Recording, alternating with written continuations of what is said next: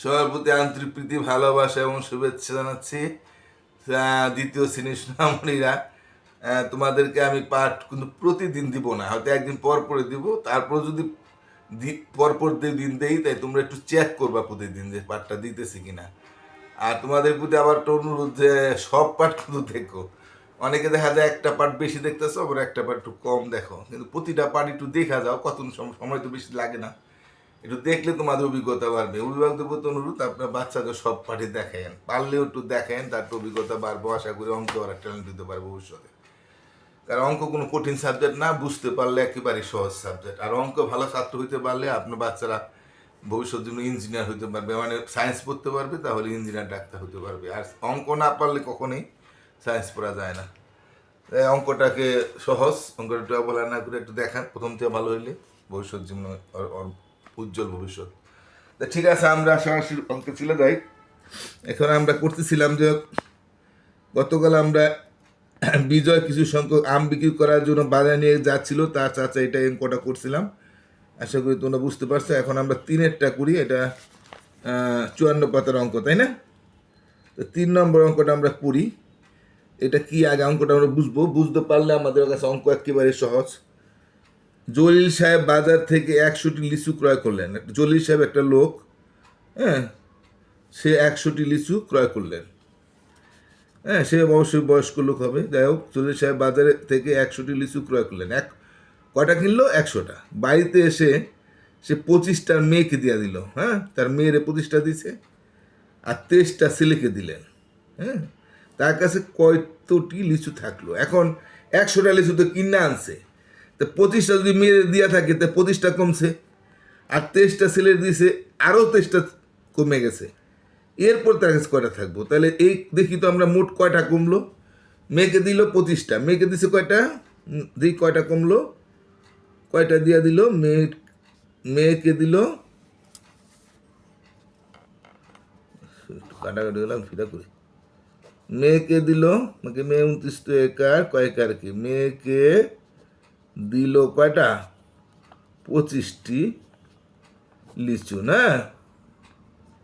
আর ছেলেকে দিল, সে লাইকারলে কয়কারকে, ছেলেকে দিল, দিল শুধু এরকম কমা দিলে দিল বোঝায়। হ্যাঁ, তা আমার আর লিখলাম না, কমা দিলে ওইটা বুঝাবে। মেয়েকে দিছে 23টা, তো 23টি লিচু মেরে দিয়ে দিছে। 25টা 23টা দিয়ে দিলে কয়টা দিল, দেখি কয়টা কমলো। হ্যাঁ, তাহলে কয়টা দিল? ছেলে এবং মেয়েকে দিল কয়টা, বা মোট দিল লিখতে পারো, বা ছেলে মেয়েকে দিল লিখতে পারো। আচ্ছা, মোট দিল লিখে দিই, সব সংক্ষেপে না। মোট দিল হইলো কয়টা? 5×3=248টা, কিন্তু মোট দিল 48টি লিচু। 48টি লিচু ছেলে আর মেরে দিয়ে দিছে। তার আসছিল কয়টা? 100টা। তো 100টা থেকে 48টা কমে গেছে না, কমে গেছে, মানে এখন বাদ দিলে আমরা বুঝতে পারবো কয়টা লিচু রইল। 100টার থেকে এখানে একটা যোগ চিহ্ন দিতে পারো, না দিলেও কোনো সমস্যা নেই। আর এটা তাহলে 100টা লিচু তো ছিল, তাই 48টা 48টা কমে গেছে। তাহলে জলিল সাহেব ছিল কটা? জলিল সাহেব লিচু ক্রয় করেছিল লিখতে পারো, বা ছিল লিখতে পারো। লিচু ক্রয় করেছিল, ক্রয় করলেন। আছে, যা আছে তাই লিখি, তাহলে তোমাদের একটু সুবিধা হবে। ক্রয় করলেন 100টি। আর এখন মোট দিয়ে দিল কটা, বা ছেলে ও মেয়েকে দিলেন এটাও লিখতে পারো, অথবা মোট দিলেন এটাও লিখতে পারো। আর যদি লেখো মেয়ে ও ছেলেকে দিলেন, তাহলে মেয়ে ও ছেলেকে দিলেন এটাও লিখতে পারো, অথবা মোট দিলেও লিখতে পারো। মেয়ে ও ছেলেকে দিলেন, এখানে কথা লিখতে পারতাম, মেয়ে ও ছেলেকে দিলেন, আবার মোট দিলেন। মেয়ে ও ছেলেকে দিচ্ছে কয়টা? 48টা। আমরা এখানে লিখলাম, কারণ আমরা এখানে বিয়োগ করবো, তো আমরা এখানেও 48 লিখতে গেলে বিয়োগটা সমস্যা হয়ে যাবে। 100 ডাইন দ্বারা 8 লিখবা, আর তারপরেরটা এককের ঘরে 8 লিখবা, আর 10 ঘরে 4 লিখবা, আর 17 ঘরটা বাকি না, কারণ বিয়োগ এখানে আমরা বিয়োগ করবো। এখানে যদি আমরা 48 লিখতাম, তাহলে বিয়োগ করতে আমাদের সমস্যা হয়ে যেত। তাহলে 8 আছে 10 কইলে তোমরা জানো, 8 আছে 10 কইলে আমরা একটু গুনি। 8 9 10, শূন্য আমরা 10 ধরবো, যেহেতু উপরে ছোটো 9, আমরা যা বিয়োগ অঙ্ক আমরা শিখছি। 2 থাকলে, আর হাতের হইলো 1, 0 10 ধরছি, তো সেটা 5 হয়ে গেল।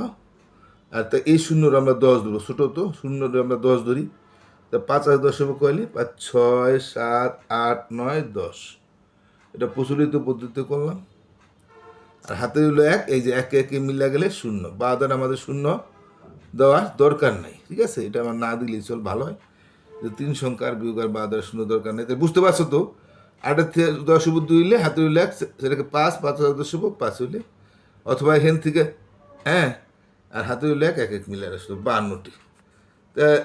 তাহলে জল্লিশ সাহেব রইলো কয়টি? কি বলছে যে তার কাছে কয়টি লিচু রইলো? তো তার কাছে রইলো, এটি লিখি আমরা, যেহেতু বই আছে যে তার কাছে, তো তার কাছে রইলো, অথবা লিখতে পারতো জল্লিশ সাহেবের কাছে রইলো,